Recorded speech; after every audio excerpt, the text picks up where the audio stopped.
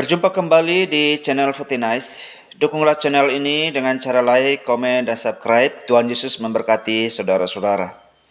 Tema yang saya berikan di saat ini, mengapa kita malas bergereja? Shalom.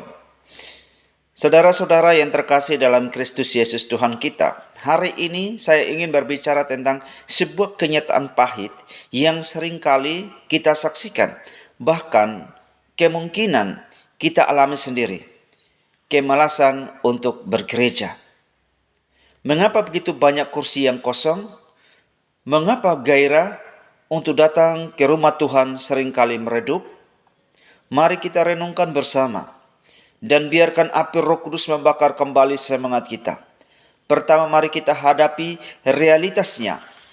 Mengapa kita malas bergereja? Apakah karena kesibukan dunia, pekerjaan, keluarga, hobi, hiburan, semuanya menuntut waktu dan energi kita. Kita merasa terlalu lelah di hari Minggu, atau mungkin ada kegiatan lain yang lebih penting. Saudara-saudara, apakah kesibukan dunia ini telah mencuri waktu kita dengan Tuhan?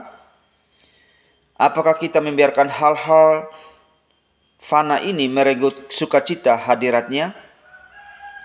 Apakah karena kita merasa gereja tidak relevan lagi? Kita hidup di era digital di mana informasi melimpah ruah.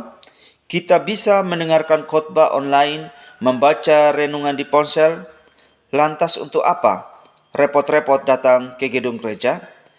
Saudara-saudara, apakah kita lupa bahwa gereja bukan sekedar gedung atau kumpulan ceramah? Gereja adalah tubuh Kristus, komunitas orang percaya yang dipanggil untuk bertemu bersama, melayani bersama-sama, dan menyembah bersama. Apakah kita kehilangan esensi persekutuan yang sesungguhnya? Saudara-saudara yang dikasihi dan diberkati Tuhan, apakah karena kita kecewa? Mungkin kita pernah melihat kemunafikan, perpecahan, bahkan skandal di dalam gereja. Kita merasa sakit hati, kecewa, dan akhirnya menarik diri. Saudara-saudara, memang benar, gereja terdiri dari manusia yang tidak sempurna. Tapi apakah ketidaksempurnaan manusia membuat kita meninggalkan kesempurnaan Kristus? Apakah kita membiarkan kecewaan pada segelintir orang merenggut anugerah keselamatan yang ditawarkan melalui gereja? Kedua, mari kita ingat mengapa gereja itu penting. Alkitab dengan tegas menyatakan pentingnya persekutuan. Dalam Ibrani pasal 10 ayat 25 dikatakan atau diperingatkan, janganlah kita menjauhkan diri dari pertemuan-pertemuan ibadah kita, seperti yang dilakukan oleh beberapa orang, tetapi marilah kita menasehati seorang akan yang lain dan semakin giat melakukannya menjelang hari Tuhan yang mendekat. Ini bukan sekedar anjuran saudara-saudara, ini adalah perintah. Mengapa? Karena di gereja kita diperkuat iman kita melalui firman Tuhan yang diberitakan. Pujian dan doa bersama, iman kita diteguhkan. Kita diingatkan akan kebesaran Tuhan, kasih-Nya yang tak terbatas dan janjinya yang pasti. Karena di gereja kita mendapatkan dukungan dan persekutuan. Kita tidak diciptakan untuk berjalan sendiri. Di gereja kita menemukan saudara-saudara seiman yang siap menopang, menghibur, dan mendoakan. Dalam suka dan duka, kita adalah bagian dari satu keluarga besar. Karena di gereja kita bersama-sama menyembah Tuhan.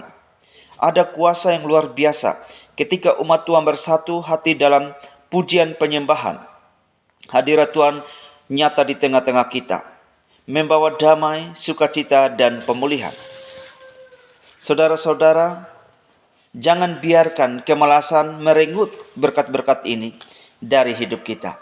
Jangan biarkan dunia mencuri waktu kita dengan Tuhan. Jangan biarkan kekecewaan pada manusia menjauhkan kita dari Allah.